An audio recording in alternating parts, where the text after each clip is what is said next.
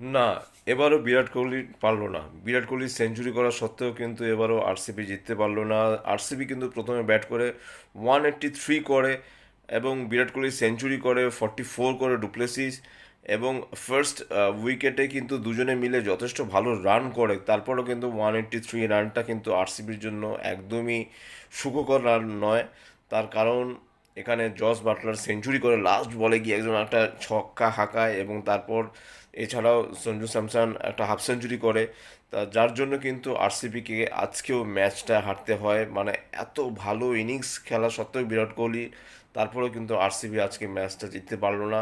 Already ম্যাচটা জিতে নেয় আরআর, এবং আরআর এই ম্যাচটা জেতার ফলে কিন্তু আরআর লিগ টেবিলের শীর্ষে রয়ে গেছে, 1 নম্বর পজিশনে চলে গেছে। কেকেআর চলে গেছে 2-তে, এবং আরআর চলে গেছে 1 নম্বর পজিশনে। এটাই হলো আজকের আইপিএলের ম্যাচের আপডেট।